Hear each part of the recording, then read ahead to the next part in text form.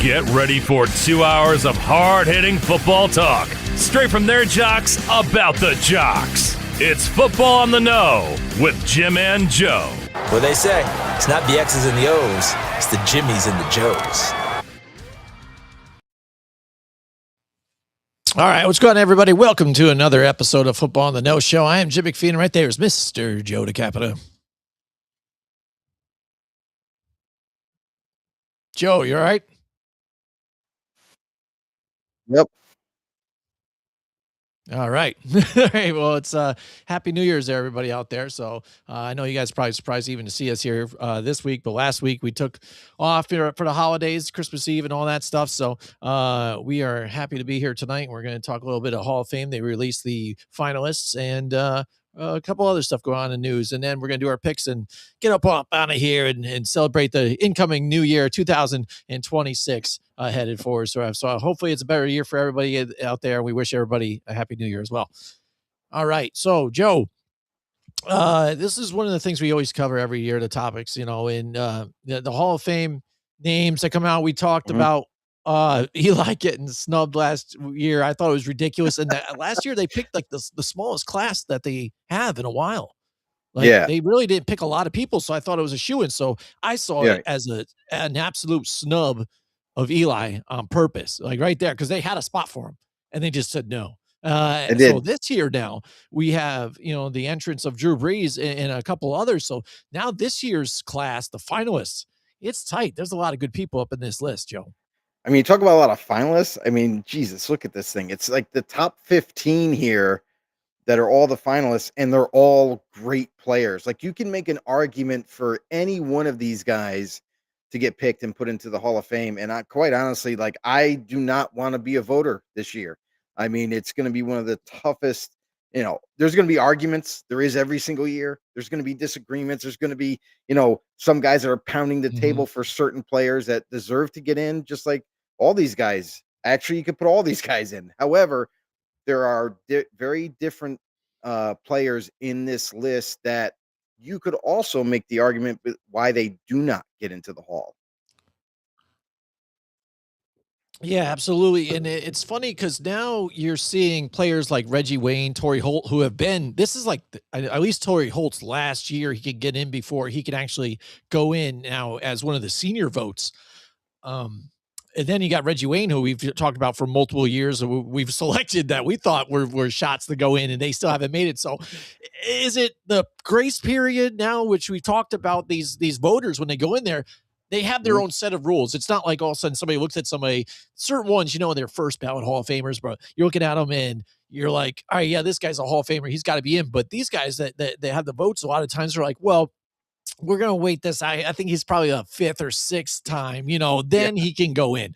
Right. You've seen that with T.O., they were totally against even him going. Finally goes in, they just had a thing with him and they didn't like him. So they want to put him in. So they put it in back. And that's going to, I think, come into play in some of this too, because we didn't see Eli go in as a first ballot. So this year now, his second year into it, he's there, he's up for it again, he's a finalist, but I feel like he's going to get snubbed again. And now, especially that you have Drew Brees here, and you've talked about like off the air and before about the positions, they don't usually put multiple people of the same position into it the same year. So now that Brees has come in, I feel like a lot of the journalists were going to say like Drew Brees, he's got to be a first ballot Hall of Famer at this point, even though Eli Manning has 2 more Super Bowl wins. But Drew Brees has a lot of great stats too, up there at the top of the league with Tom Brady and whatnot too, and Peyton Manning. So having him up in this mix too makes that a little more interesting. Yeah, and that's the thing too, is like you have both these quarterbacks that are deserving to be in the Hall of Fame. Now, who are you picking? Because each one has their own accolades. Each one has their stats. Like, they both are legitimate Hall of Fame. They have Hall of Fame stats to get there. But now, when you look at like a statistical point of view, Drew Brees is above Eli, to where you could just say, hey, well, he had more of an impact, if you wanted to label it that way, in the everyday game, versus Eli Manning having helped his team win not 1 but 2 Super Bowls against not only the Patriots, you know what I mean? Like that was the thing, is like that was a team that nobody thought was beatable at the time. And Eli Manning overcame that. And a lot of people doubted him. And you know what? Proved everybody wrong. So it's like he has his own story that he deserves to be in the Hall. Drew Brees also deserves to be in the Hall. Typically, they don't put the same one guy, or I should say two guys in the that work the same position in the Hall in the same year. Now, you're going to have all these different disagreements. You're going to have all these different, point of views where people said last year, you know what? Eli just got into the mix. Let's push him off for another year, and then we'll revisit it. And then you look at, also you look at Drew Brees, and like he just showed up, so it's like, do they view Drew Brees as like, okay, he's the new kid on the block on the voting panel. We think he'll be here next year.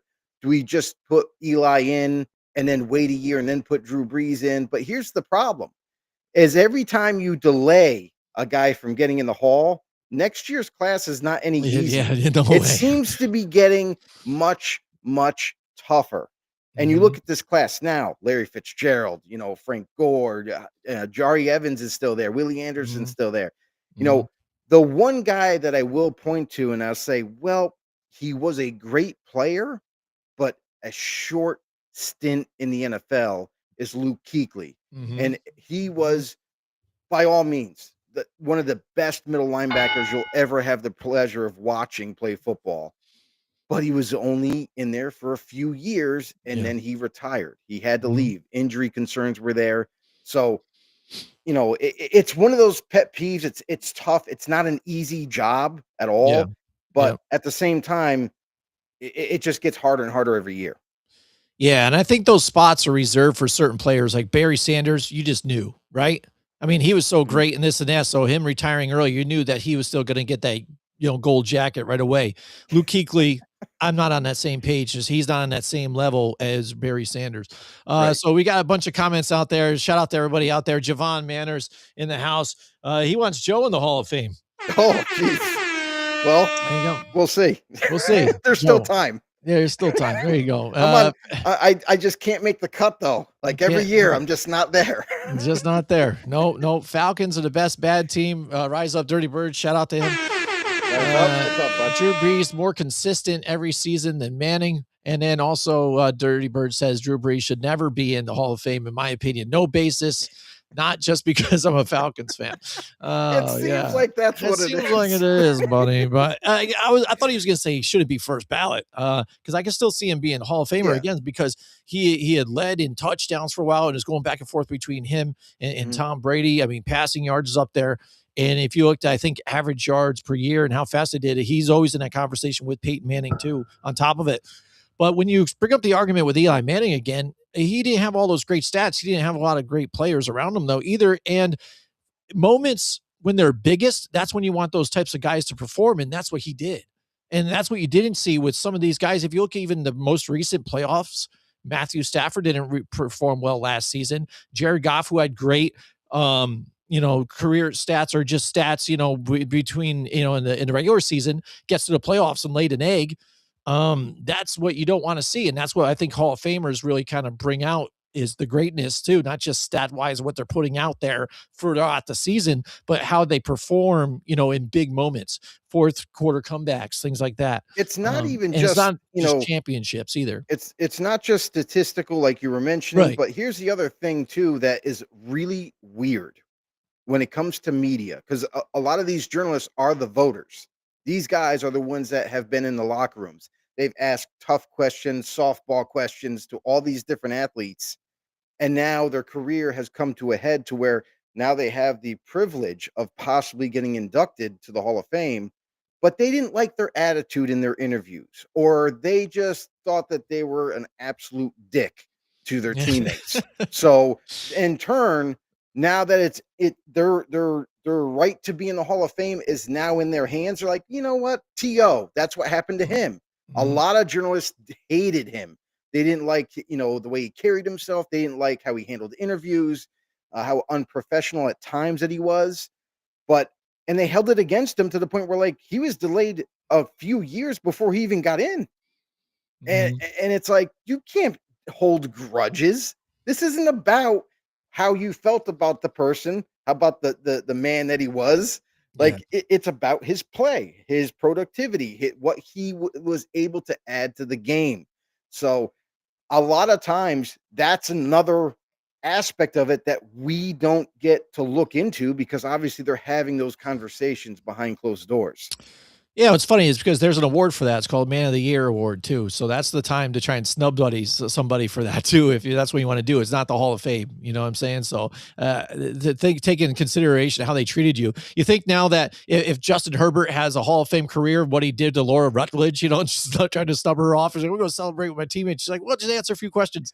That hurts him now. I mean, it's a little ridiculous. There are a bunch of crybabies here, people in the media. All right, so here we go. Here's the top finalists here. I want you guys to play along too. Pick your five. Everybody pick your five. Drop them in the comments there. We want to see your guys' Yeah. comments. Shout out to Brandon out there too. Brandon Dedinger. Appreciate it.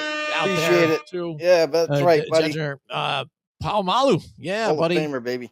Boom. Joe has a bunch, man. I tell you, you could probably fill a squad with how many of those shirts that you have. You know what I'm saying? Hey, I'm just saying, Planet Euphoria. That's where you need to go if you want to get yourself an awesome shirt.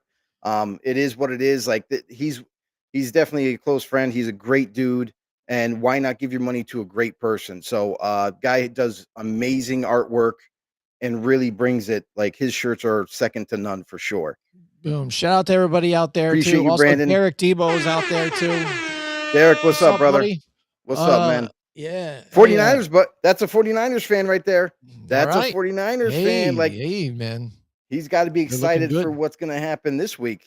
Oh, If yeah. they pull it off, man, they could Look, take just like the that, one creeping seed right into that number one seed, man. That's crazy. Just wide open like that. late in the season. All right. He goes, Rise any up. player not from the NFC South. And then he loves Bijan out there, scrimmage yards. Yeah. Looking at the way he plays again, he's got to be, this year, especially, one of the top running backs in the league, just watching him play. And it's kind of scratching my head when I watch Atlanta games when they weren't using him all the time in some of the games. I'm like, that's like your game plan. Look how good they look with Kirk Cousins right now. Kirk Cousins, that pocket passer, he's not going to scare you with his legs or anything. They just hand the ball to Bijan, and then it opens up the passing game, and Kirk Cousins just make the accurate throws, and they're winning right now. It's just crazy the formula that's working. But it's not even like they don't use them. Like, they've used them every week of this season. The problem is when teams go out of their Shut it way down. to take him out of the game. They take him out of the game, then Atlanta kind of seems to struggle a little bit, and it's tough. So, hey, you know what? Atlanta's not done yet either. It's a real interesting playoff scenario that could take place after these week's games. But Absolutely. Fame, All I right, gotta top say, five. What's your five? everybody in the chat, I really do want your top five. Like, who do you have as your top five out of this finalist list? Because it's not easy at all. And if I'm gonna do my five, man, because I have an affection for offensive linemen. I like getting the big guys in the Hall of Fame because they were absolute monsters when they played. I'll go Willie Anderson. I'll do Willie Anderson to get in. Okay. I'll do Terrell Suggs. He was another guy that was shafted last year. Adam Vinatieri, how the hell is this guy not put in? Because he was one of the best kickers of all time, and he needs to be in there. That's three. Give me Larry Fitzgerald. Larry Fitzgerald to me is another guy who deserves to be in there. Now, I love Reggie Wayne. I think he deserves to be in there as well, like all these guys, but I can't pick, I'm trying to stay away from picking two guys on the same position. And then last but not least, I'm going to go with Eli Manning because he got shafted last year. Get him in. Drew Brees will be back in the finalist list next year. There's no doubt about it. And let's be done. Yeah. There you go. That's a good one. That's probably close to even what my list would be. Myself, I want to say Eli Manning, but I'm kind of going to go with what I'm thinking that's going to get picked too, because everybody knows I would say Eli Manning. So, I mean, I think he's going to get shafted, especially Brees, now that Drew Brees is in here. So I'm going to go Drew Brees. Yeah, Drew Brees, just like that. So he's my number one here. I just feel like they're going to look at it as say like Eli Manning, right? Mhm. it's even though it's Drew Brees' first time in, they don't want to put Eli Manning in the same year either. So they're going to put Brees in this year and not Eli. So Eli goes a third year, and they're like, "Well, that I seems did more that for you, sense." Rise Up. Yeah, I yeah. did that for you. Yes. So I'm gonna go Drew Brees. I'm gonna go Terrell Suggs. I'm gonna Alright. go Larry Fitzgerald and Adam Vinatieri, and then I got one more.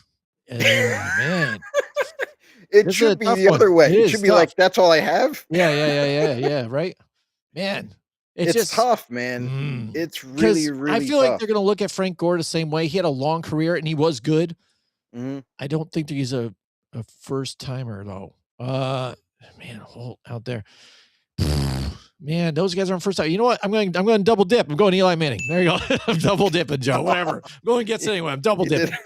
I just you ruined my damn buckled list, under but the I double pressure, dip. bro. Yeah, whatever. It is. Just again, I don't think Kuechly deserves it. Holt and those guys. Maybe Reggie Wayne gets it this year. Listen, if Kuechly It had a just is what it is. longer tenure, Yeah. hands down, he's in. All right. That's the problem. Yeah. Like, So you there look it at is. There's our list. yeah, yeah. I mean, you look at even Patrick Willis, who got in, who had a short career. Yeah. Obviously, the guy was one of the best to ever play. Like, he was amazing for the 49ers. Guy was sideline to sideline, made a lot of big time plays. He Mhm. deserves to be in the Hall of Fame, but I feel like he just needed that extra few years to, like, kind of really put his stamp on things. He would have been in. He's still in, but I Yeah. shy away from guys that either by choice or because of injuries they leave the game early. Mhm. All right. What's up, Rise Next. Up? Yeah. What's Rise up, up, Rise Up? Dirty Birds. He Yo, said, we're gonna. What's "Why up? can't the Falcons only play on Monday Night Football? We'd be 17-0, especially if we have the And the red red helmets. Oh helmets." yeah. Yeah, Yeah. dude, those helmets are nice. Yeah, I They're love the fire old for school sure. red helmets. Yeah, definitely. Hell All yeah. right, speaking of Atlanta, the Falcons, we're hearing Atlanta. that, they may be some making changes here in the front office. Joe, why don't you Mhm. inform some people about that one? Yeah, this is some interesting developments that happened over the past few days. Is the owner, Arthur Blank, has been talking to former quarterback Matt Ryan about possibly taking a very prestigious front office job. Now, there has been no details, obviously, that have been leaked about what job does that entail. Does that mean, like, maybe he'll be an assistant GM? Maybe that means he'll be, some kind of uh, a scout of some sort, maybe a head scout or something. Who knows? But the interesting thing for Atlanta fans is you may be bringing home one of your boys back to the front office for Atlanta to help Arthur Blank and that team continue their success. Listen, they've done a admirable job this season. I thought they were going to do a little bit better than what they ended up doing, but again, they in this very weak NFC South, they are right there in the hunt. And that's gotta Surprisingly. give a huge boost of confidence going into next year for them. Continue to build the roster. That defense is really good. It's really rock solid, especially with the 2 draft picks that they got in the first round. Guys are really, creating a lot of pressure, making turnovers happen. So, I like the direction of the football team. They might be getting a little bit extra help with possibly Matt Ryan returning. Right. And you see this a lot of times with teams and, trying to reach out to former players, but it's about respecting what they have for them too and what Mhm. maybe that they need more right now, even too. You have a young quarterback there. Right now, you're working with Kirk Cousins, who's a veteran on his way out. He was supposed to be your bridge quarterback.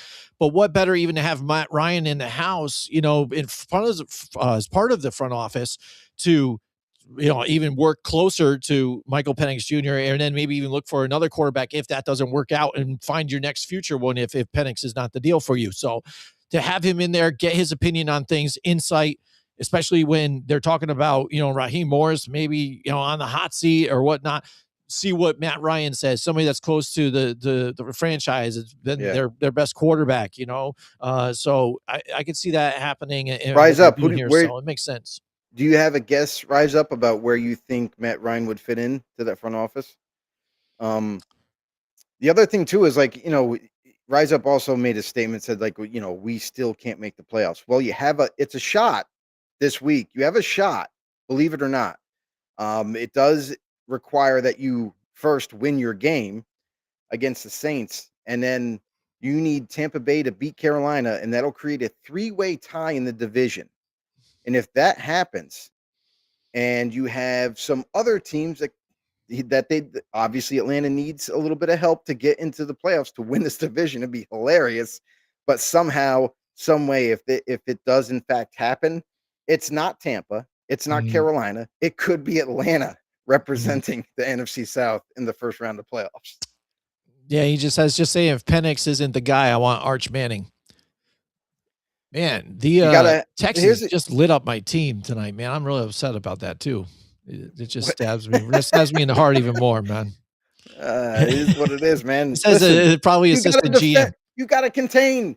Yeah, yeah, What yeah. is everybody doing? Like I've seen so many, faults on the defense in college football this week. I'm just like, what are they being coached? What's this defense? You saw Arch Mm. Manning. He didn't run out to the side and then up the sideline. He ran right up the gut. Mhm, mhm. It was just like a parting of the Red Sea, and he just Yeah, took off. yeah, It was right like, in. dude, Oh, man. 60-yard run from a quarterback up the middle. Come on, you can't have that happen. All right, yes, we don't need to relive that stuff. All right, it's over. You All brought it right. up. Yeah, I know. All right, so, yeah, next up, DK Metcalf, we saw, a week or so ago about the altercation he had with a fan. Yeah, After, a bunch of different things come out and stuff, I think Joe and I were kind of talking about it, and we're kind of on the same page where there's more to this story than what really panned out to be, mhm. and we're seeing that now. And where how some of these players, you kind of know it just on how they act, Joe. We've seen this before with DK. We've seen it with other different stars in different leagues too, on top of it. But him being out now because of what he does, and it's not even off the field because he was on the field when it happened, kind of technically, but doing things like that you shouldn't be doing now has cost your team. They lose. If DK's in that Right. game, it's an absolute game changer here against a Browns team that really had nothing to lose, and they brought the house here. They played with more inspiration than what the Steelers did. Right. What we got here? I didn't check out some of the comments you had here. No, I What just was it? saw Rise Up said they didn't think he could run because he's white. Oh, nice, uh, nice. Rise Up will be here all night, everyone. Yeah, he is. He is. Everybody, yes. All right. So DK, Joe, Yeah. has DK with what he's done here hurt this Steelers team's chance of making the playoffs? Yeah, I mean, honestly, like it's just a bonehead move on DK's part. Like, what are you doing over on the sideline? Not around any of your teammates, not around your coaching staff. No, you went out of your way to walk all the way to the stands to confront one fan about whatever was said. I don't know what was said. And there's a lot of hearsay between both parties, right? Like the fan says, I never said anything racially, or I never talked about his mother. That's what he's saying. I didn't do any of that. So you really don't know. There's no witnesses. No one's coming and speaking up for either side. So it's like the NFL punishes him because obviously he let it get to him. He got the Detroit Lion fan got under his skin. He popped him one, slapped him across the face. And then now you got a 2-game suspension. Now, here's the thing is very critical that he got a 2-game suspension because outside of DK Metcalf, who's your wide receivers for the Steelers? Are you Calvin Austin? You think Mhm. he's going to step up and make a big time, some playmaking skills like DK is not there? Like now all of a sudden Calvin Austin's going to show up and take over a game? No. Is it Marcus or Marcus Valdez Scantling? Marcus Valdez Let's Scantling, say MVS. the guy that has all the speed but no hands. Like we seen him drop Dude. 3 footballs last week. Yeah, Like last week. what are Yeah. we doing? So DK Metcalf, yes, essentially he failed his own team. Couldn't keep his composure. Couldn't stay away from this fan that really meant nothing to him. Mm, Why would you get yourself involved in that? Forget what he was saying. Forget what he was telling him to come over for. Whatever. Dude, you have an obligation to your team. You are in the middle of a playoff race and a yeah. very tight one. Now it's going into this week where you play the Baltimore Ravens, your rival, by the way. And if the Ravens win, they're in. You're not. Mhm. And guess what? you can't play Hmm. because you got the suspension. So everything hinges on you because now you're playmaking. You can't even step on the field and help your own team. You're a bonehead, bro. Like, what are you doing? Yeah, yeah. The fan's upset that you just beat his team, so he goes and tries to just pick at you a little bit, and you take the bait. And now Right. you just hurt your team, and that's what he wanted. He didn't. He's like, "Oh, you beat my team. Well, now I'm just gonna not, screw you guys for the rest of a couple of weeks here. You're done." He's Dude. smiling after it all. I'm like, "Are you serious? You just did that?" And you talked about him having an impact. Yeah, absolutely. Last week, if you look at the wide receivers, Mhm. Austin had 3 catches for 37 yards, Thielen 1 catch for 4 yards, and Miller for one catch and 12 yards. So there's your wide Mhm. receiving core last week against the Browns defense, which is good. They're a good team, but a team that needs to make the playoffs, you need your star receiver up in there playing. And Mhm. if you look just for an example, because they don't have real stats to say, what's the difference when he's in and out of the game. Right. In Not week yet anyway. 14, all right, in week 14, the entire Mhm. the entire Steelers receiving core had 136 receiving yards together combined. Mhm. Metcalf had 148 yards by himself in the game. That shows a bit of a void of what happens when you're not in that game. So Right. that's how you need to be. You need to think about that stuff. Don't let whatever fan says, he's going to say whatever he wants. It's just a fan. Prove The what you're the going to do out on the field and against your opponents. And he just, the ruined it for fact that his Rise Up locker room. just commented and said the fan just said his full government name. That's Yeah. what he did. Yeah. So the crazy thing is, okay, so what? You said my name. Why am I going to walk over there and entertain you as a rival or as not a rival, but as a opposing fan? Like, what are we doing? Yeah. I don't think, Dakota Rain Prescott, Rain Dakota Oh, Prescott that's is it, going to Jim. You're do going to that. hear it from him. Yeah, well, I don't think he's gonna do that. If I say Rain Dakota, he's not gonna come over and smack me or anything like that. He knows better. He's smarter than that. Yeah. You know. So Rise It, Up said probably assistant GM. Yeah, that's kind of maybe that's what it is, like that prestigious thing. Going back to the tie that could possibly happen, he said, but the Panthers swept us. Yes, it's not that if you win and Tampa Bay wins that you're in. It's a three-way tie, but you need other help. You need help from other teams to win their matchups in order for you to win. So it's a slight chance, but at least it's a chance. I Um, disagree with this one comment though too that he what's that? says if Matt Ryan had this defense in Super Bowl, he would have beat the Patriots. That is false. That defense did No, everything in that game. he They did listen, that whole part in the first half. They it were comes destroying things. it really was Shanahan. Kyle Yeah, Shanahan, when he had this team clicking, they had the game, but guess what? Kept throwing the football. He it just was kept throwing game the football management at this on point. that Yeah. drive.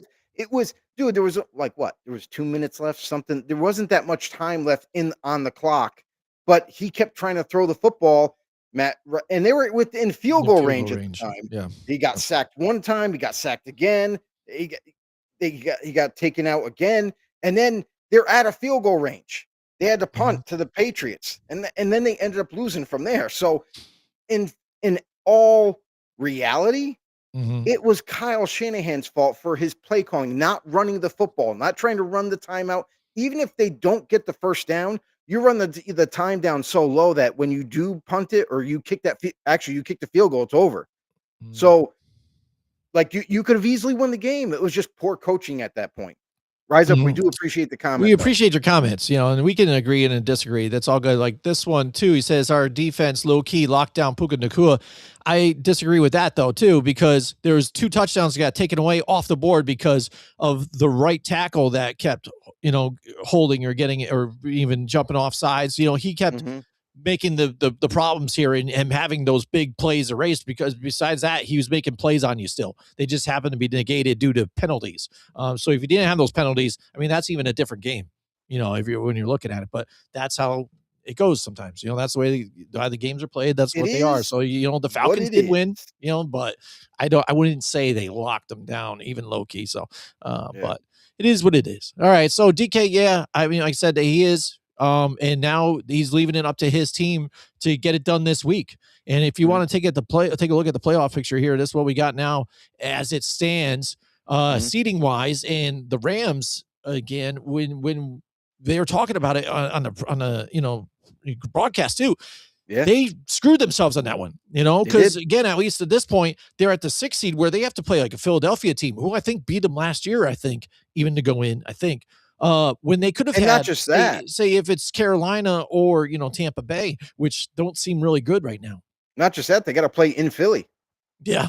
You you went from number 1 seed where you had home field throughout the playoffs to, "Oh, crap, we're 6th seed, and now we have to go visit Philadelphia this time of year."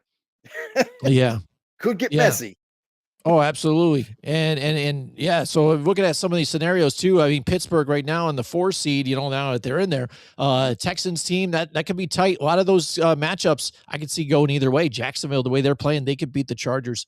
And in Buffalo, they laid an egg last week. I don't get what's up with them sometimes, and I understand you're playing a Philadelphia Eagles team, which is a good team, but sometimes when you look at Philadelphia too, Mhm. they're underwhelming, with this offense. And that Yeah, game was really a snoozer. I mean, I like good defensive games, and it could be low scoring for me, but yeah. that was hard to watch that game, man. I mean, I Yeah, was falling asleep I know. during the I whole couldn't thing. Like, watch it. dude, this is crazy. Oh, it was Like, so bad. yeah. On the Rams part, it was so bad that I'm just like, "This is the team that everybody," even us, we jumped on the bandwagon too when they were the number 1 seed. They were just flat out outworking people, and then Mhm, it's like, "Okay, we believe now," right? Like, "You guys have proven it." And then all of a sudden, as we get to the end of the season, you're mhm, falling your train is going off the tracks. Like, what's going on here? You can't They have no momentum at this point going into the playoffs.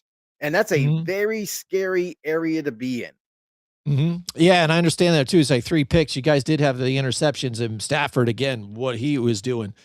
I don't know what he was looking at sometimes, and that's a head scratcher with Matthew Stafford, right? Yeah. No matter how many times we look at him and say, "Hey, look at his stats too. He has really good stats." Mhm. And what he's looking at like this year too, MVP style, paced season. Right. He has games where he just lays a flat out egg and just is hot garbage. Yeah, You it's know, weird. it's just nuts, just out of the blue. Just and we'll see that with um Josh Allen too. When I was just talking about the Bills, Mhm. Josh Allen could have great games, a bunch of them, just right in a row, and say, "Hey, look at this," Yeah. and then one game against a team that's just good, or whatever, just terrible, like terrible, not just mediocre, but terrible. Mhm. Right. And that's what we saw out of Matthew Stafford again, and that's why it's scary going into playoff time because we've seen that happen. Like, what are we going to get when it comes down to it? It happened last year. He just in the playoffs was terrible, just flat out terrible game, turnovers nonstop, one for a pick six.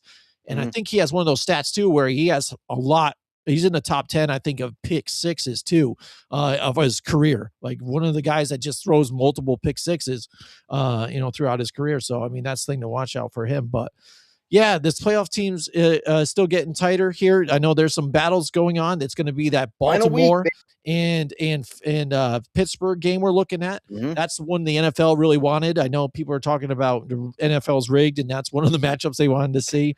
And the Tampa Bay one with the Panthers, Oof. man. Ooh. Oh, again, the Yeah. Panthers, I really was rooting for them this past week too because it was a home game too. And they show signs like that defense, especially, they're making some good plays, but we've talked about that with Bryce Young. He is the game changer, and when he's Mhm. on, he can get him going. But he's the reason they lose too. Right. So it's just as bad. And you can throw He's whatever too stats you want inconsistent. to.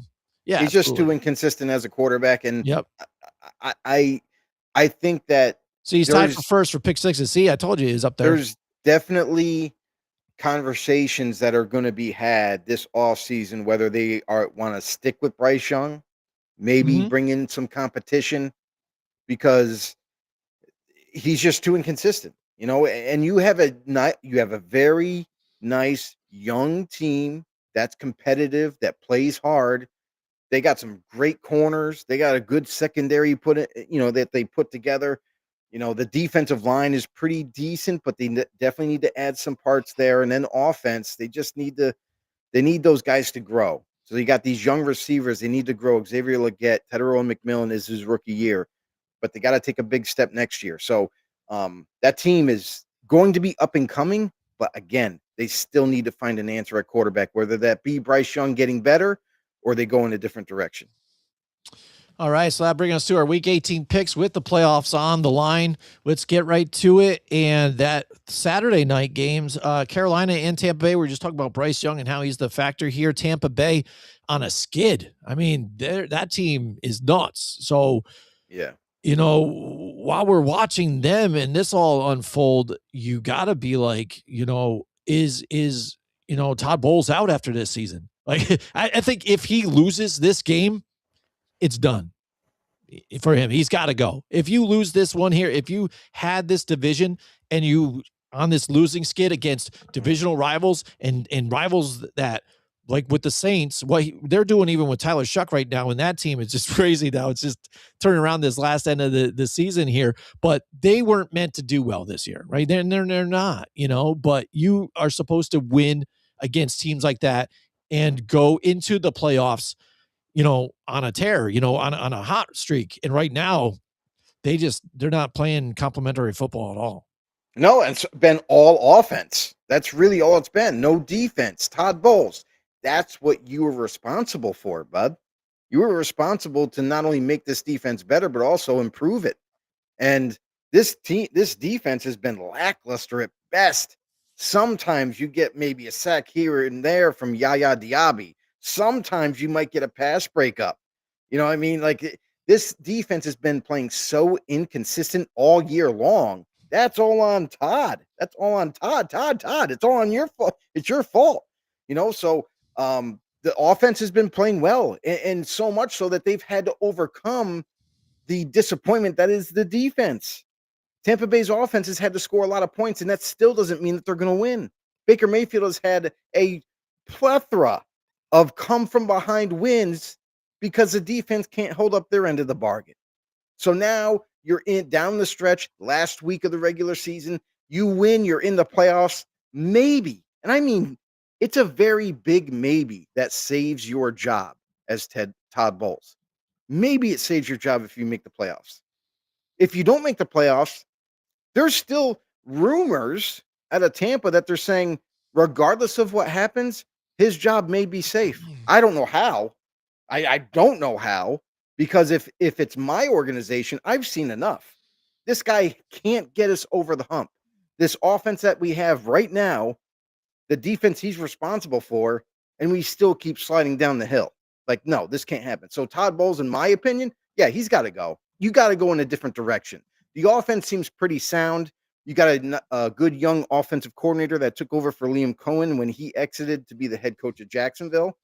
He seems to have the offense down. Go get yourself another defensive-minded guy that can actually put together a defense and have them play at a high level. Go get Robert Saleh. Go get Chris Shula from the Rams. Go get somebody that can actually improve this team. Yeah, absolutely. And again, you were seeing, your Miami team last week under Quinn Ewers, right? and you had to get 172 yards and 2 touchdowns on you. And let Miami take advantage of you. A team that's out of it, that shouldn't be. And they really looked demanding. Like they were dominating, I think, this team for the whole first half. They were just like, whoa. Right. What happened? And then finally Tampa Bay was trying to kind of get back into it, but then Miami just shut the door on them, So this week they really need to win. They are at home, so it could be, that's an advantage for them here against the Carolina Panthers, who are up and down. So especially with the fact that Carolina's not at home, I have to give it to the Tampa Bay Buccaneers. But if Tampa Bay also is a one and done in the playoffs, you're probably going to see Todd Bowles out of this one still, too. I mean, that's the most logical thing.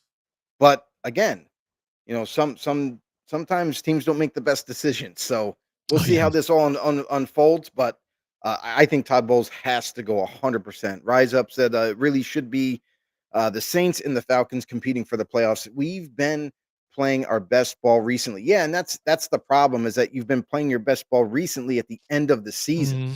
It had to happen right after the midway point. If the Falcons hit their stride halfway through the midway point, honestly, they'd have a 2-game lead right now in the division. It wouldn't even be close.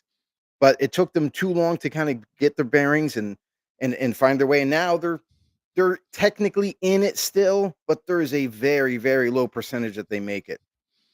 He goes, He goes, I wonder what coach did last year when we were 6-3 somehow has this job.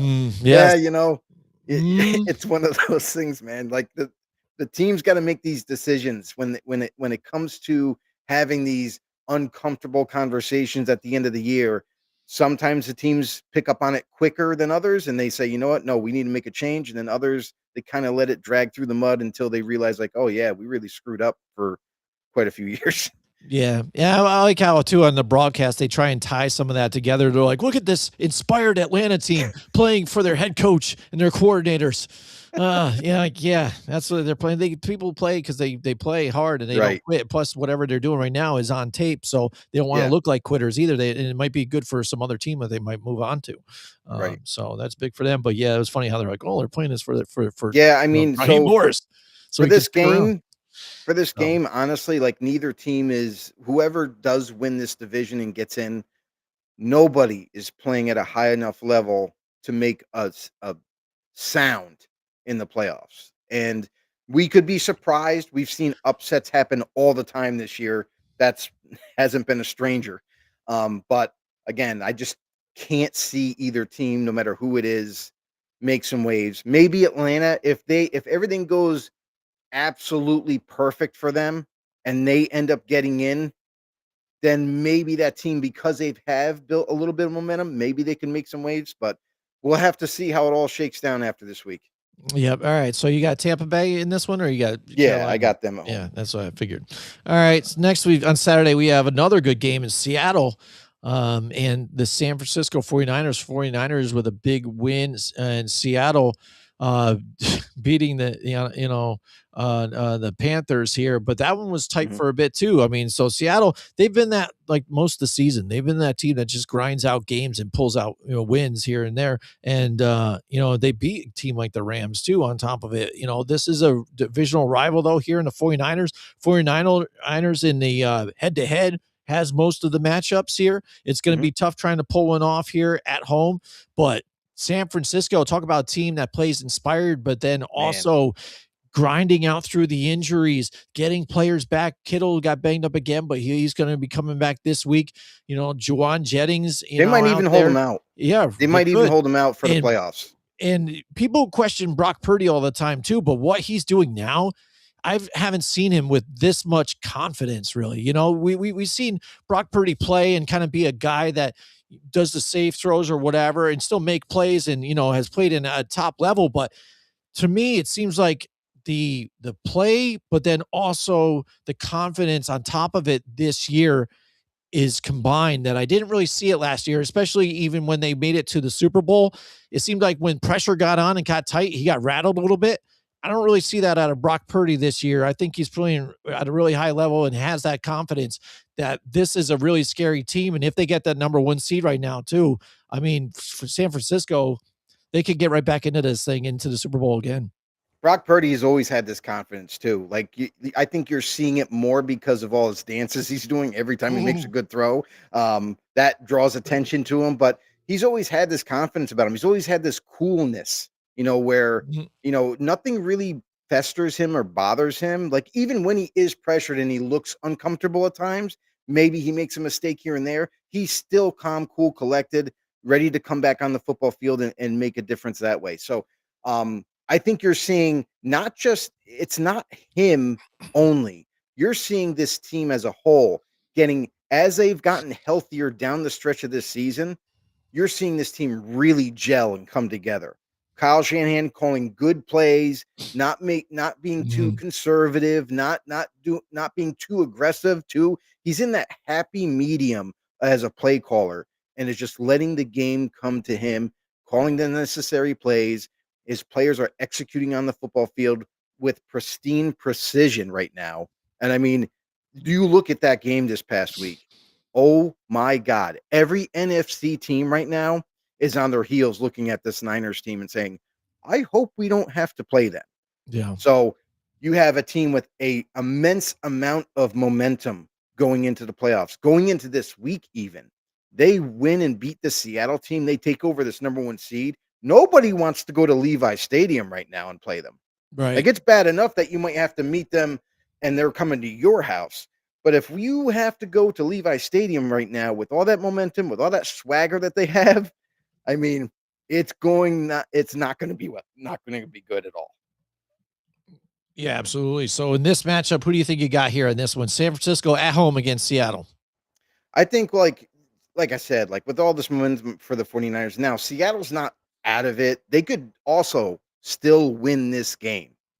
And with Seattle, I know Rise Up said I low key want Clint Kubiak from the Seattle Seahawks, the offensive coordinator. If Raheem Morris gets relieved of his duties, maybe that is a team that they go pursue and again they get this OC. Now, got to be careful what you ask for, because even though I think he's a good offensive coordinator, he likes to run a zone blocking scheme.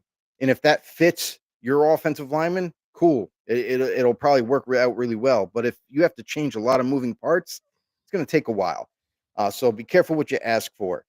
For Seattle, the other thing is where you're going to see Sam Darnold. I think you're going to see him play much better than we've seen him play in high pressure situations, because it's not just the number 1 seeds on the line. It's also his pocketbook is on the line, because he has the opportunity to make a lot of big time incentives right now. Sam Darnold needs 150 passing yards, very attainable, to get 500,000 bonus. He needs 3 passing touchdowns to get another 500,000 bonus.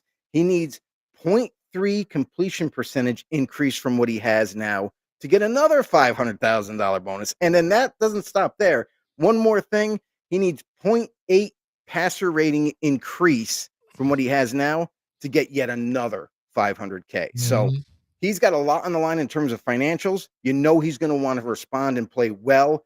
I think that's going to keep this game interesting throughout the whole matchup.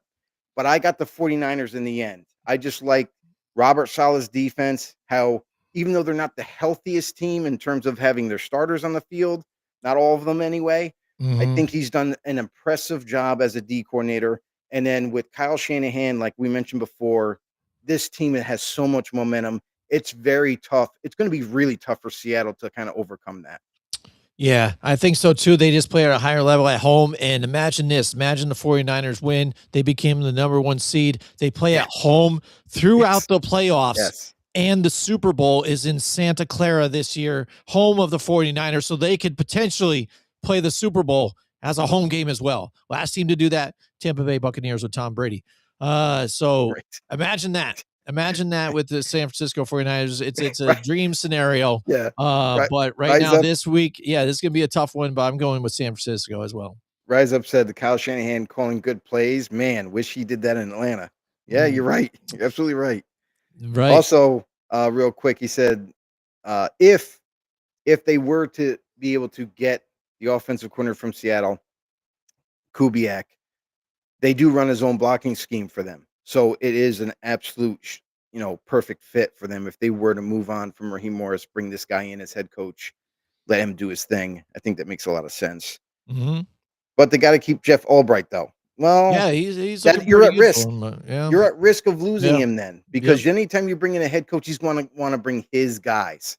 So he might bring in the understudy of Mike McDonald in Seattle, because he's a defensive-minded coach, but he's going to have his understudy come and maybe be the D coordinator for Atlanta. So I know that is always something for fans where they're like, I really like this coordinator that we have, but my head coach can go. Yeah. Nice. Yeah. We'll see. We'll see what happens. We're going to be talking about this right. Next Monday was going to be what, Black Monday, right? It's coming. We'll see. It's coming. We'll see what happens with this one. It's been kind of quiet, so something's going to be dropping here. So next we've got the Sunday, January 4th, the Cleveland Browns and Cincinnati Bengals. Cleveland, could they be another team here to kind of put it to another one of these tough? Can Myles Garrett get his sack? Yeah, right. Can he get?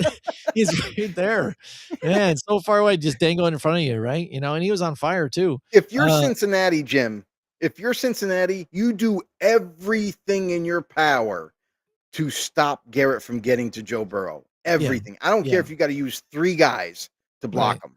Yeah, I think Let that's someone what else sack them. Pittsburgh tried to do, and then everybody else was eating. Everybody else was getting sacks on That's them. You know what I'm fine. saying? But That's that's what, fine. yeah, Just that's what don't they're let doing him it. get you. Yeah, yeah, and I fear for Joe Burrow because this team gives up sacks. They just have give up the pressure. So this could be a field day here for Cleveland. But I don't They know know who he Cincinnati is, again. I though. think yeah, but I think Bengals again too. They've got a really good offense. And Cleveland, they can score now. They've got Shador, playing at a good level with them. But I think this is going to be a tighter one. But I'm going to roll with the Bengals here at home to kind of get a last win to end the season here, and then they can all go on vacation. Yeah, I mean, like I said before, like I think Cincinnati's well aware of Myles Garrett, what he's capable of, and this Browns team. But hey, win, lose, or draw, I think they do whatever it takes to try to stop him. And I mean, it's not easy, but they're going to try. And Joe Burrow, throw the ball away, even if it's freaking intentional grounding. Take the penalty. Um, what I will say about this team is that they have been a little bit more resilient offensively. Obviously, when they got Juro back, he made a huge difference in that passing attack. And then the defense kind of reflected that. Like you're seeing a new emerging pass rusher for the Bengals in Joseph Asai, who's really kind of taken the torch. There's no Trey around. You know what I mean? There's no one else. Shamar Stewart, he's been Mhm, playing injured man this whole season. mhm, mhm, And Joseph Asai is getting a lot of opportunity and showing out. And guess what? It's critical for him because this is a contract year. He's due to be a free agent. And if Cincinnati's going to go out of their way to keep Trey, they're going to lose a young up and coming pass rusher to some other team. So um, I like the Bengals in this one. Point blank period. I think the Bengals overcome and beat Cleveland. Shador has been doing a little bit better, but he still makes mistakes from time to time. So I feel like he may be the reason why Cleveland stays in this game. Maybe he can kind of edge out a win, but I fear that maybe he might make a mistake or two here there as well. mhm. Yeah, yeah, yeah. I mean, he's still a rookie though, still too, and that's the thing. What's funny about Shador is fifth round pick, now playing, he's a rookie, but with the name and everything that went behind it all under a microscope of whatever he does here. So Mhm. it's funny, if you look at it as any other fifth round pick, and if he was playing the way he's playing, they're kind of like, all right, well, he's doing good for a fifth rounder, whatever, not expected to play, in this. So it's just funny Yeah. the different scope everybody looks at. Rise And up I feels Dirty bad Birds out there. He for wants, Burrow. yeah, oh yeah, He has to yes, carry for real. Yeah, like no yeah, kidding. He's got to carry that team. yeah. He That's why also everybody had says no. talked He, about he maybe moving he on. wants Garrett to get the record. I don't know. We'll see if it even happens. But a team that's in your division, they're going to do whatever they can to not let it happen. So we'll see how that game Yeah. goes. Also, Shador is still young, but he's going to have perfect timing. And that's the thing too is he's been able to be creative with plays at times, but also he does hold on to that football, Mhm. and that gives time for defenses to recover. So if he can kind of get away from that and just trust the receiver, trust his innate ability to kind of just release that football and anticipate, just let it go. So we'll see if he does that. Mhm. All right, next we've got the New Orleans Saints and the Atlanta Falcons here. Saints again pulling out victories. Falcons with a good dominating Mhm. win last week. Really putting it to the Getting Rams. their The Rams stride, really didn't look man. like they were even Getting in their it at, stride. at times. The turnovers were key. It's a tough one, but I think I'm going to go with Atlanta Falcons just because they're at home. I like that one better out of these ones. But New Orleans again playing a really good pace right now. Olave getting his touches, on top of it too. He's having a good year under with Tyler Shuck too. So I mean that's a key point. When we were talking about maybe trading him away, he stays on board with the team and he's been a major target for Shuck. I think that was a pivot that Saints did before the trade deadline because there was a lot of rumors that not just Rashid Shaheed was going to get traded, but also maybe Chris Olave as well. And I think they said, you know what, we really like this Tyler Shook. We need to keep an X factor here. So let's keep. We'll deal Rashid.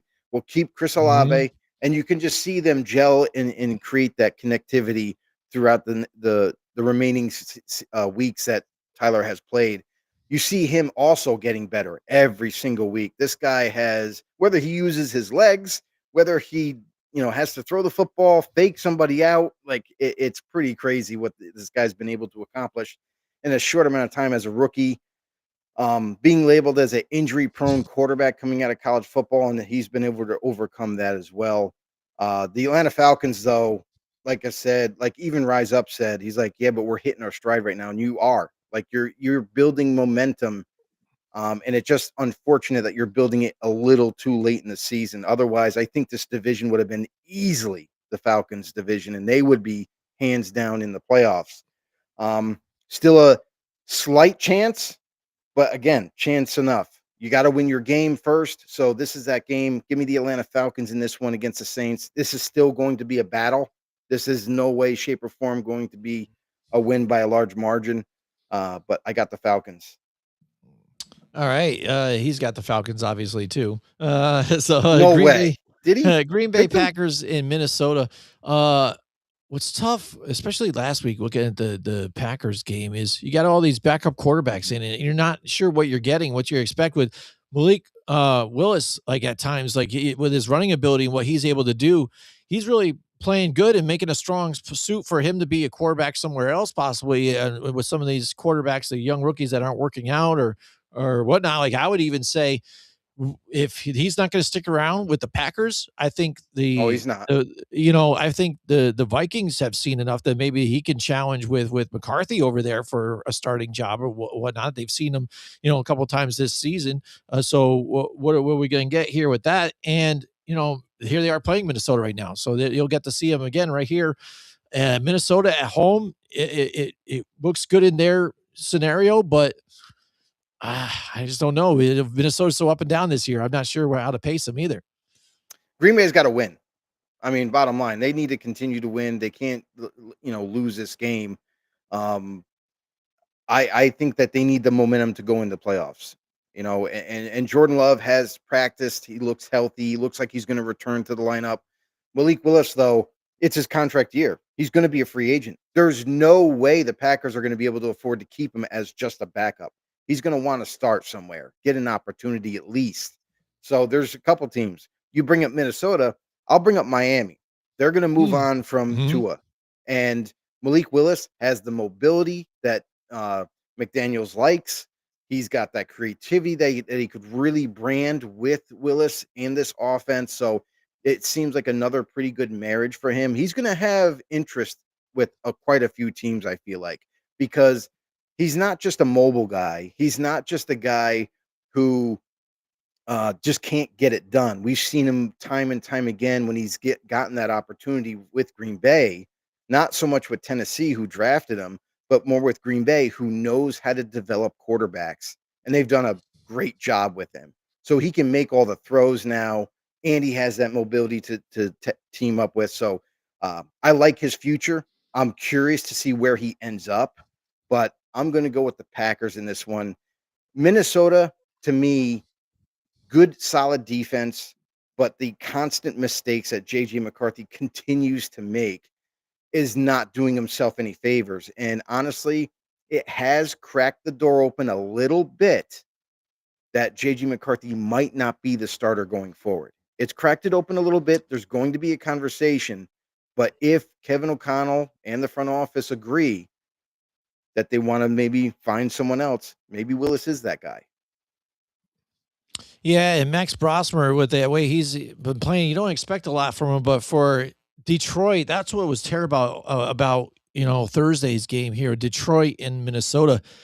That was a game Detroit should have just won, man. I mean, you're going against Max Brosmer and a banged up Minnesota Vikings team, and you didn't look like you were involved in the game at all. Even at the end when you're trying to make something get back into it. You can see Dan Campbell on the sidelines, just again, man, just watching it all unfold in front of him. Like, man, I can't do anything right here. We can't do anything right. Defense can't do anything right. It was just a mess, and you lose to a guy again who shouldn't be a starter in the NFL, at least right now. And now this Green Bay Packers team against the Minnesota team, where the playoffs here are on the line here for Green Bay and where they go. You have Malik Willis leading you, and then you've got the Minnesota Vikings where you've got Max Brosmer. So that's what makes these teams kind of tough. And where you going with this one? Who has the upside on this one? So it's always tough with these backup quarterbacks. And I haven't seen a season like this in a long time, to where there's so many different quarterbacks playing within the year too, because of injuries to quarterbacks. It's pretty nuts, and with these bigger games that have implications to them, it's just crazy and hard to pick. But if I'm going to go with it, what's up? You can put the blame on the NFL for that. They keep Yeah. continuing to extend the season, and we've seen the numbers. It's crazy. The numbers keep growing and growing because of injuries, because they have a much longer season now. Mhm. So it's like, yeah, you're not going to have all your starters at disposal for the playoffs. Maybe not even the first round of playoffs for some teams if they get hurt this week. Let's just say, like, maybe Green Mhm. Bay, like Jordan Love just comes back, and then what's to say that he gets injured in the final week of the season? Mhm. Like, is that smart? I mean, I don't know. Like, so teams got these decisions that they got to make. But again, this game, I feel like regardless if they decide to sit Love or and start Willis, I have way more faith in Willis doing things and making the right plays to win. Mhm. Mhm. Rise Up also says Yeah. Malik Willis bridge quarterback till Penix is healthy. Here's the problem with that. It's a great idea. It would make a lot of sense if they could pull it off. However, Kirk Cousins is still under contract. I don't know what they're going to do with him. Are they going to be able to trade him and that contract? It's a lot. And then on the other hand, even if you do, you got to spend now. You still owe him guaranteed money, and you got to spend money on bringing Willis in. And also, you have another big hurdle. You have to convince Willis to go there and be another backup again. Like that's what's going to end up happening. He'll start in the beginning of the season, but then when Penix is ready, it's Penix's team. He's not Mhm. going to be happy about that. So I think that for Yeah. Willis and his team, Yeah. he's going to be looking for an opportunity to Yeah. start To start. and be the starter. Mhm. Yeah, I agree too. It sounds good. I mean, that's what, fans, they think of a great perfect scenario for him. I mean, that sounds good It for makes the sense, Falcons, but but yeah, again, but does it make that's sense for him? for him, exactly. And he thinks Matt Ryan should become the Falcons quarterback coach. It could be, but That's he's going to be probably up going to to take your. a bigger That's going to spot be. there. Is it Yeah. is it Raheem Morris's job still, Mhm. or is it new coach coming in is going to pick his own staff? Yeah. So it's tough. All right. So yeah, I mean, it's gonna be a tougher one, but Mhm. I think I'm gonna side with Green Bay too as well, for what it is. But it is gonna be a tight game in Minnesota. It's gonna be tough to get Yeah. out of there with a win. Next, we got the Dallas Cowboys and the New York Giants. I'm gonna go with the Dallas Cowboys. It's easy on that one. I'm gonna keep doing what I normally do. Bet against the Yes. Giants. Didn't work for me last week, but whatever. That's what the Yeah. Giants do too. Whenever they flash number one pick in the next draft, they're like, no, we don't want that. We're gonna win.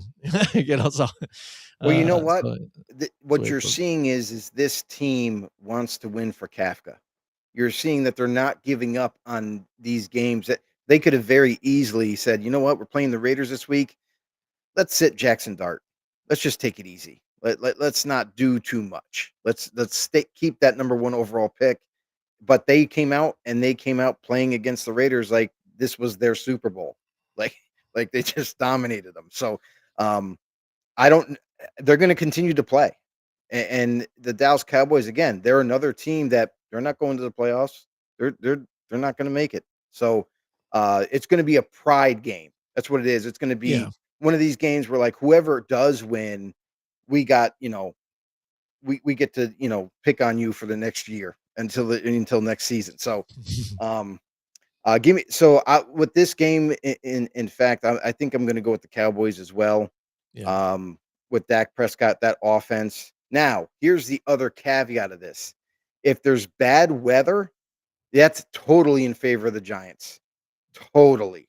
Because you have George Pickens and CeeDee Lamb, who they make big plays because they have their traction. And if it becomes a messy Mhm. game, Mhm. it kind of goes into the running game, which I'm willing to bet more on the running game of the Giants than I am the Cowboys. I think that's going to play into the hands of Giants. So keep your eye on the weather for that game, but I will go Cowboys.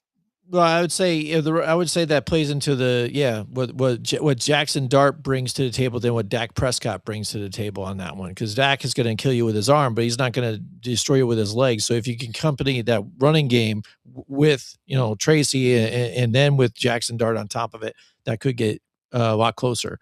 But yeah, I'm going to go with Dallas either way on this one. It's just a safer bet too, and I mean, Giants season is over. Then we'll find out, I guess, moving forward, who will be the new head coach for the New York Football Giants as we move on. All right, next we've got the Tennessee Titans and the Jacksonville Jaguars. Titans playing better too now. You got to give it to them what they're doing too. But as most recent here, the last couple of weeks, making some big plays, playing for Mike McCoy even too. I mean, they're getting it going. Making some moves there, but will he be their head coach moving on and moving forward in what they're doing? Or will they just, say, all right, you're the interim right now. It's where the team is showing promise, but it's not really because of what you're doing even right now, what's going on. So we'll see what happens with Tennessee's coaching job here, but Jacksonville, what they're doing again, playing at an elite level against tough competition though too. I mean, they're really giving it to some of these teams that are still in the playoffs. So I still think that they have a really viable shot to go far into this playoffs, depending on scenario too, and seeding and where they get seated. What right now they're playing the Chargers, where I think they have see it rise up. Where I think they have a really good opportunity to beat a team like the Chargers and things like that. So I think they have a path that can take them pretty far in this one. Two teams that are, have had their ups and downs. But I'm going to go with the Jacksonville Jaguars on this one to keep the momentum going. Question is are the Jaguars, if they win, are they going to be able to move up the rankings at all? Because if they can't, then they might be resting guys. Just resting. I'm going to be honest with you. Like, there's no point in playing the game if you can't elevate your position. They're resting players. Trevor Lawrence not going to play. You know what I mean? Travis Etienne not going to play. So it might get to that point because we are in the last week, and if you cannot upgrade your position, your stock, there's no point. No point in playing your starters. No point in playing your better players. So, I think with that being said, I think that, maybe this is one of those things where like they're going to sit some of their big time key starters to rest for the playoffs, where if that happens, I could see Tennessee taking advantage of it because they've been playing better, just kind of like the Atlanta Falcons have been playing better the last 2 to 3 weeks, where Cam Ward looks better. The offensive line looks a little bit better. The defense has always been solid, but they are also playing better. So maybe this is a game where Tennessee could sneak a win just because the Jaguars are resting players. So give me Tennessee. Oh, yeah, I don't know. If I'm them, I think you can at least try and stay into that third seed, because I don't want to be going to face, if you have to face, Houston in this one. So who knows what it would be. But so they're 12-4 right now. Another World Falcons are number 1 seed in the playoffs. Another world somewhere. If in the other multi-dimension. Yeah, if they, I don't know. I don't think they can, unless the Patriots lose. Yeah. Patriots would have to lose. They would have to win in order to maybe swap places with them. So, yeah, I think that where are they with terms of, yeah.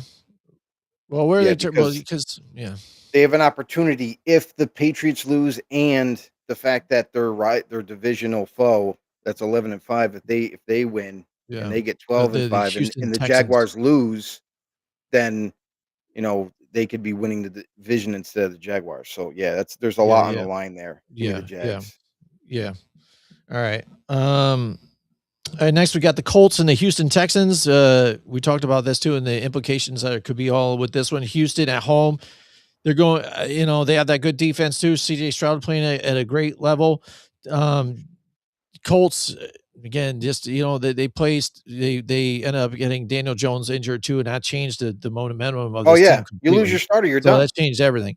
And even right now, they're saying they're going to be going with the rookie running quarterback too, and Phillips Rivers Ryan is Leonard. done. So so Leonard. So I'm going to go with the Houston Texans on this one. You know, it was a good run for Indianapolis Colts. Hopefully that shows something for the future for them moving forward. But you know, I'm I'll going with tell you what, Texans. Jim, they have a big decision to make in this Mhm. offseason. Daniel Jones becomes a free agent. Do they give him a multi-year contract that's going to rival a lot of those hefty contracts, or they have Anthony Richardson still? Do they go back to him? You know what I mean? Because it seems like they've already made that decision that they were going to move Yeah. on from Richardson, or they're at least not going to start him. So Mhm. do you just keep Richardson because he's on a rookie deal, sign Daniel Jones, you got your starter for a few years and work it that way? Or do you kind of just change everything and go for a different quarterback, not have to pay that money? So they have some tough decisions to make in that position. Colts were going to be easily in the playoffs if Daniel Mhm. Jones stayed healthy. Unfortunately, he's not. I think in this matchup, the Texans have the advantage. They got all the momentum. They're also trying to win this division still. So give me the Texans. All right, next we got the Jets and the Buffalo Bills. Jets are the Jets. They, we know what that is. Bills have a good shot here to bounce back off of that, sour loss of last week. Just again, the team just looking inept. Again, no matter what Josh Allen tried to do, even he didn't look the best. I mean, frustrated, just missing some throws too that were there Oh, the that last normally throw. you would The make. That last the last throw. throw, dude, Dude, that's he had it wide yeah, open. So here's my yeah, thing about that play, right? He did mhm. everything right. He eluded pressure, but he was going backwards. And even though he has a strong enough to blah, blah, Strong has enough a arm. strong enough Yeah, arm to make yeah, that throw, it almost was like he was trying to make the perfect throw instead of just getting it to the receiver yeah, because he was so wide open. He could have thrown that back shoulder. He could have thrown that right at his chest, and the receiver would have made the adjustment to make that catch. It would have been a touchdown. Everything would have been crazy.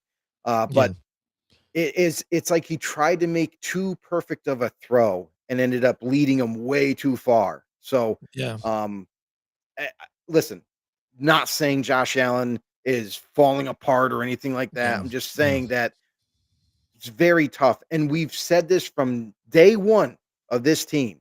If Josh Allen doesn't bring his A game, this team will lose. And that it just happened that way. Yep. I mean, this is a Bills team that couldn't get over freaking 13 points. They couldn't even match that. Yeah.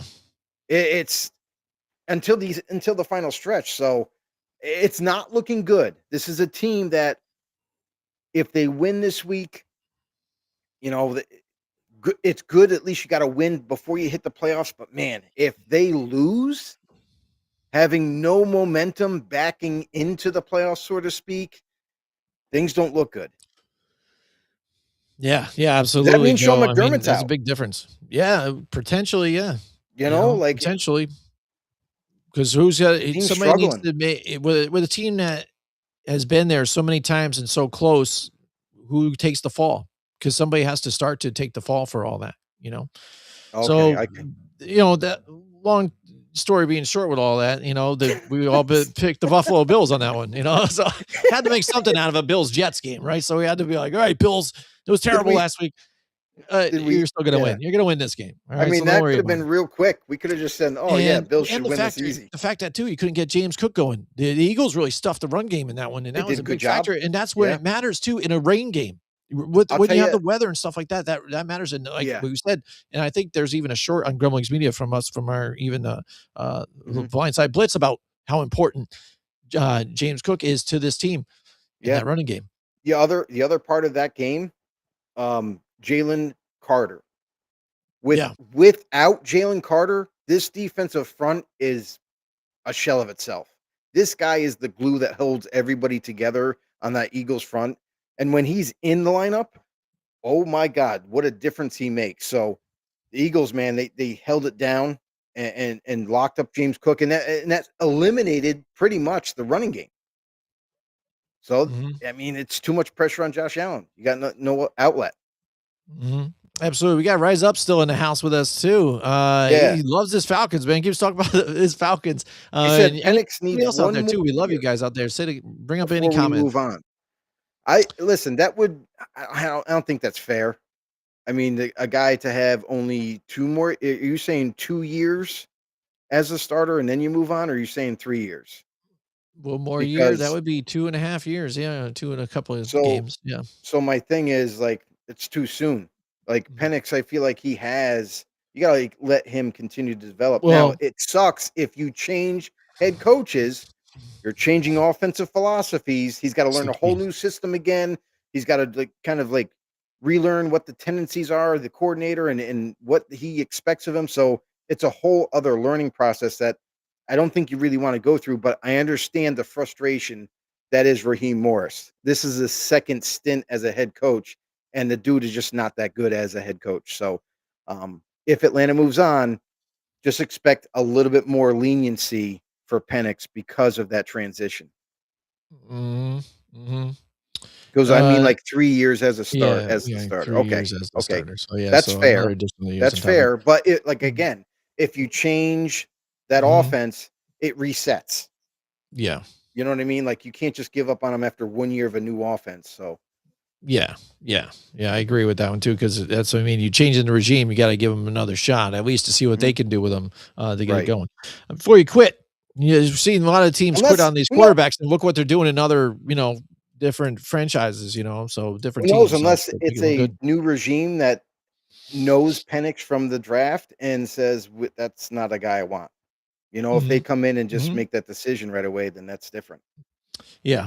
All right. So next we've got the Detroit Lions and the Chicago Bears. Like this game is a lot more interesting too. I mean, just because the Lions, I don't know what team I'm getting. They're You know what I done. mean? They're terrible. They don't look the same. Jared Goff, again, Listen. going from a season like last year where he played so great, and this year, the difference. When you and I talked though in the beginning of the year, Mhm. and everybody also too in the media wants to bring up like, well, Ben Johnson's gone, he's gonna be going to this. Yeah, I mean, you thought that wasn't going to be that big of a difference. I mean, his offensive No. coordinator is still the team, but it seems like that could be the big difference because the Chicago No. Bears now are in the playoffs and taking this division, and the Detroit Lions aren't. And Dan Campbell's calling plays now, so That's the I think there's problem a right there. drastic difference. That's Well, the problem. that's a direct result because you don't have Ben Johnson. The problem is because he didn't let Jim Bob Cooter handle the offense like he's been. In the beginning of the season, they were actually pretty good. Their offense was okay. It was really starting to light up the lamps. It was scoring points. But then as soon as Dan Campbell made the decision after one game of struggling on offense, he took over the play calling duties and then it went downhill from there. Dan Campbell is not an offensive coordinator. I don't care what he thinks. Dan Campbell should not be calling the plays. And ever since he took over the play calling duties, this offense has been struggling. And it's this crazy infatuation with James Williamson, Jameson Williams. and what Yep. and him just constantly targeting him almost exclusively, almost taking Amon Ra out of the equation at times. It's been absolutely insane the way he's been calling these plays. And this Detroit Lions team, this offense anyway, hasn't been the same since he took it over. Hmm. Yeah, I mean, yeah, that's the difference here. So we got the Detroit Lions and the Chicago Bears. Ben Johnson versus the Lions and what they're doing. Chicago playing on all cylinders. They really gave it to the San Francisco 49ers. They were right back into this Mhm. game, but it just shows you again, this pressure gamble, make that gamble and pressure Caleb Williams, get him to run backwards 20 yards and get him out of his comfort zone, and you're gonna make some plays. So I'm not confident in that Detroit Lions defense at all, especially with the injuries that they've had and things. And like you said, an offense to try and keep up with what the Bears have done. I'm gonna go with the Bears on this one at home. Yeah, I'm going to go with Chicago Bears. I mean, they're the heavy favorite, and like I said before, Dan Campbell, if, as long as he's calling the offense, I don't have any faith in the Lions anymore. I'm sorry. They are definitely capable of beating teams like the Bears or anybody in this division. Yeah, But I do not understand the logic behind Dan Campbell and why he took the playbook away from Jim Bob Cooter, who was supposed to be the OC all year. I don't know what's going on. It there's doesn't make definitely sense. some questions that are going to have to be answered after this season's over too with the Lions. All right, Yeah. next we got the Los Angeles Chargers and the Denver Broncos. Denver Broncos right now, the number 1 seed in the AFC. Chargers playing tough. They're looking to try and, at least get another win here into the playoffs and help their chances. But Denver at home is going to be tough. They play it really tight there. The crowd gets going. Defense is really good. Offense, is complimentary at times too as well. But Ben, being at home, I'm going to go with the Broncos on this one.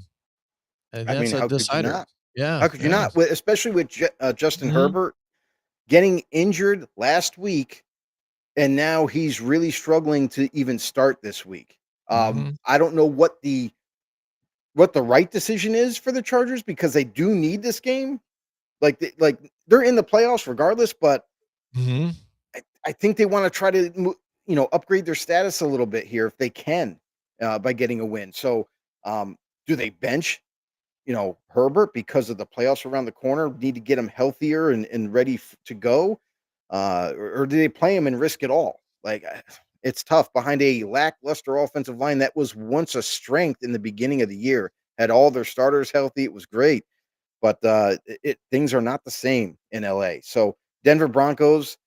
I mean, this is a team that they haven't blown anybody out of the water all season, but they do what's necessary, play really tough, hard-nosed defense, and do enough on offense to get the win. Uh, Denver Broncos, to me, is easily going to be the team to win. I mean, they are sitting in the driver's seat too, though. So does this game really mean anything to them? Mm, Like I feel like let's see, can anybody? No, they do have to play. Patriots are right there. mhm. Patriots are tied with them. Like they could take it over. They could take over that number 1 seed. So, um, yeah, I think they still got to play. So the Broncos, to me, are gonna do whatever they can, get the W, and you might All see right. them start to take starters out if they get a large, Yeah, a large deficit. deficit. If Yep, yep, yep. if they are able to extend that point system there. Mhm, mhm. All right, next we got the Kansas City Chiefs and the Las Vegas Raiders. Uh, man, this one's Yet a another tough one critical because, game. uh, because Kansas City is not Kansas City anymore, you know what I mean? And Vegas, they lost to the Giants. I mean, so they didn't look very good either, and they benched Geno Smith, but I mean, he was getting hit too, Oh, and he got and hurt. stuff. So He left the yeah, and he got game. hurt. He got hurt. Yeah, so you've got Kenny Pickett in this one. You've got backups for the Kansas City Chiefs too.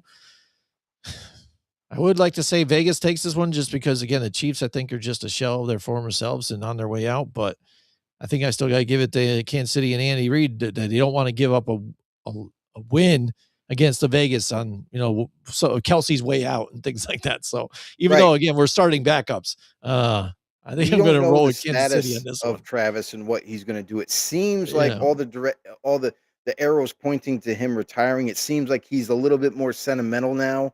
At his Yeah. last home game last week, he seemed to have you just saw the emotion on his face a little bit. Yeah. And now you're gonna go up against one of your most hated rivals, the Raiders. You think Travis wants to go out with losing against this team? I don't Yeah. think so. Yeah. They're going to play tough. They're going to play their starters. They're going to create a lot of pressure. I think the Chiefs are still the Chiefs. Obviously, no Mahomes and all that, but I know that their practice squad quarterback, Alada Mhm. who's been slowly getting a little bit better. We saw kind of almost Mahomes esque kind of plays that he was making last week where almost kind of running to the line of scrimmage, but then last second dishing it off to his tight end or whatnot. So who knows? I think the Chiefs do enough. They get the win. They beat the Raiders like they always do. And honestly, it's at this point you don't have Brock Bowers, so there's no positivity on the offense there. You don't have Max Crosby playing. I mean, really, like this team is in desperate need of Yeah. players. So give me the Chiefs on this one. Was the last time you guys beat the Raiders or beat the Chiefs the time when you guys circled the stadium in the bus? Was that the one time? No, The with last John time you guys Gruden, won with that John wasn't the Gruden? last That time. was the last time you won? No, Okay. All right. Next we've got the Cardinals and the Rams. I gotta say the Rams bounce back here at home. Cardinals, they might be looking at new head coach this upcoming season too. Even though it's I like weird. what Jonathan Gannon does at times, but also at times to me, I get that head coaches aren't always involved in things, that they just on the sidelines and they're listening to what's going on over the radio. Mhm. But when times are down and things are like, wait, I don't see him interactive or not.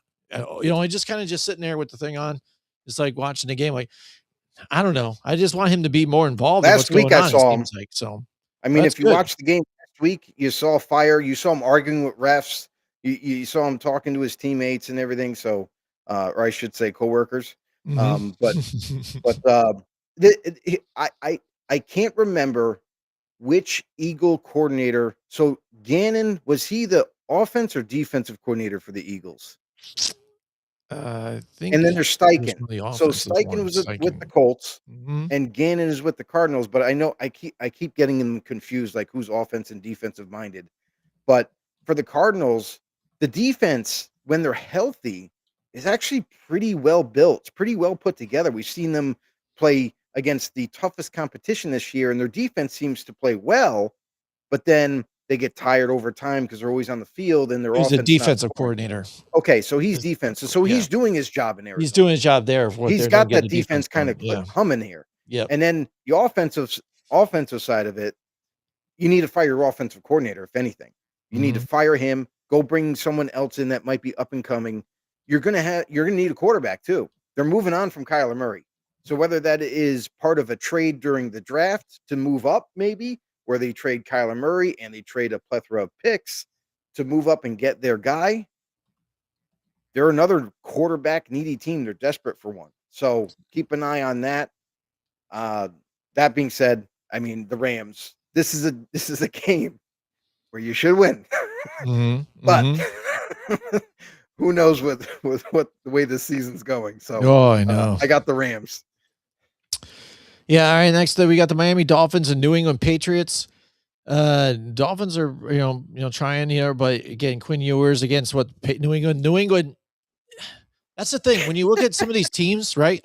When we're trying to pick these teams apart as we go through the playoffs, who's who, and they're not like the head scratchers to me, right? When I'm Right. looking at them, I'm like, teams that they should beat, you got to dominate them. And that's what Yeah. they do. Some of Right. these other teams, they're close games and they edge them out and they win. Seattle, even San Francisco at this point, Chicago, the Baltimore, the Bills, Mhm. the Chargers. They edge out teams here and there. They're not dominating some of these teams there. You're like, well, they should easily beat them. They are doing it. So this is what I believe in with the New England Patriots. Why I think even though the Broncos are up there and they're a top seed right now, Mhm. the Patriots on the AFC side are the dangerous team because some of the losses that they had were just decent losses. Teams that they should dominate, they do dominate. So this team against Miami, even though it's a divisional one, it might be a little Right. close early on. I think Mhm. New England Patriots are going to end up dominating the Miami Dolphins. Yeah, it's pretty easy for me. This is not even a contest. Miami, especially not having Tua, who I think Mhm. is the better quarterback. Yeah. They're a shell of themselves. I get it. It's fine. You got Quinn Ewers, and he looked decent, looked good last week, but I don't think this guy is the full-time answer. I just don't. Patriots, they are a dominating defense. They are a rock solid to dominating offense. Drake May, in my opinion, at this point in the season, is the leader candidate for MVP because we all know it's going to go to a quarterback, Mhm. Mhm. unfortunately, because on the other side of things, you have Jackson Smith and Jibba, who's chasing an all-time record that's led by Calvin Johnson for all-time receiving yards in a single season. Can he get it? If he does, I think he should be the MVP. I mean, it's going to be a very tough thing to do, but again, it's the Patriots in this one. Patriots are going to win this game. Yep, absolutely. All right, next we've got the Washington Commanders and the Philadelphia Eagles. Ooh, a divisional matchup again, Ooh. but Philadelphia at home again. Washington where they are. Yeah, I'm going Philadelphia.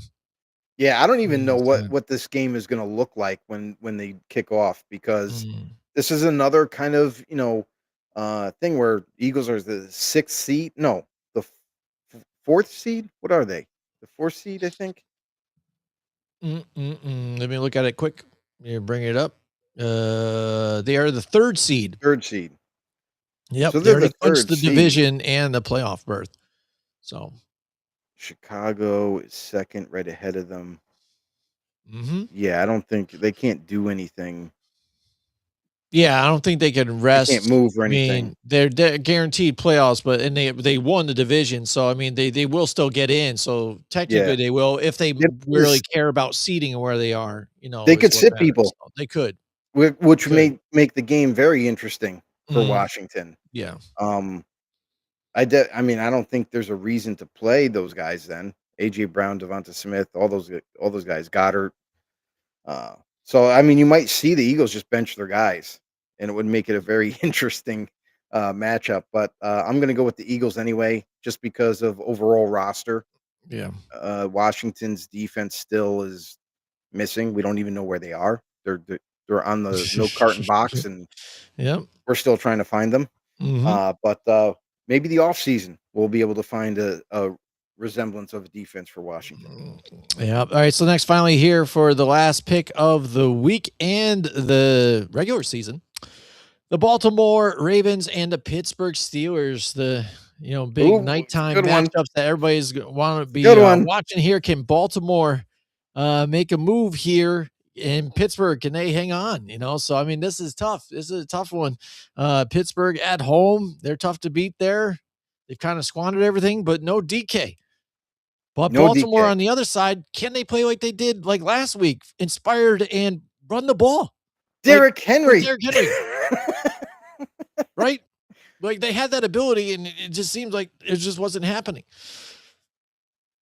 They finally do it. So I think Baltimore with Tyler Huntley too at the quarterback position right now, Yeah, it doesn't matter who's there.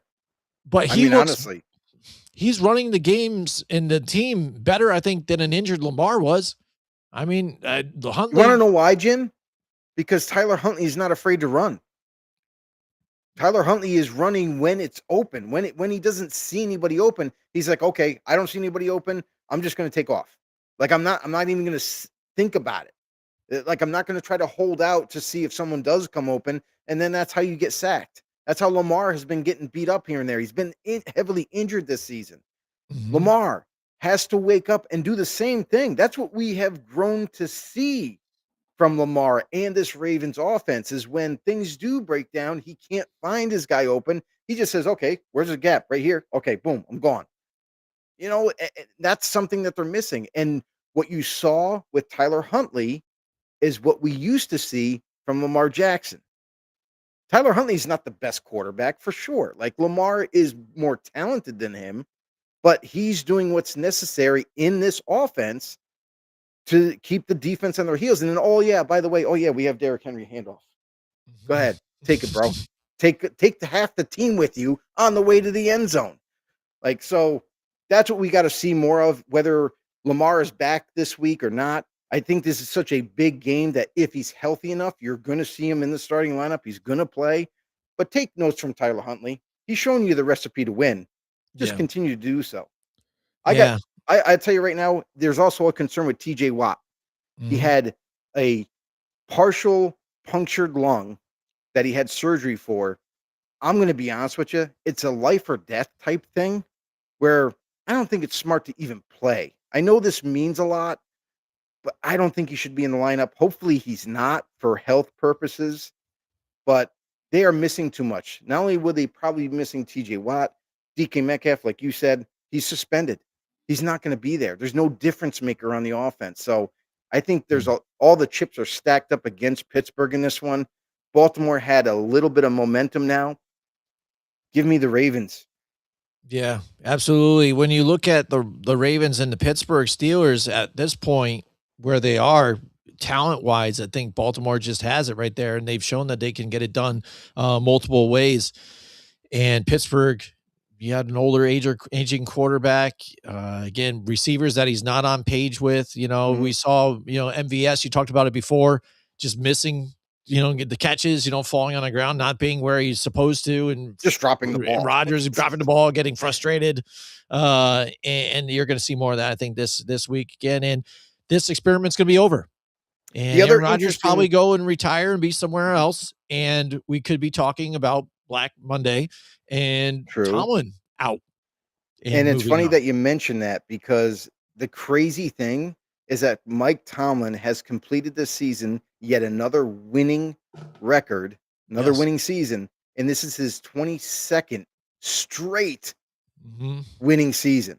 Yeah. So when you have that kind of resume, it's kind of tough to move on from him, but what's the end result? It's to win championships.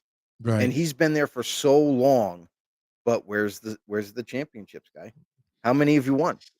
Not Right. enough to be there that long. And the thing is, too, and it might be stale for Pittsburgh Steelers fans, but say he's done with Pittsburgh, does he coach somewhere else or just be done?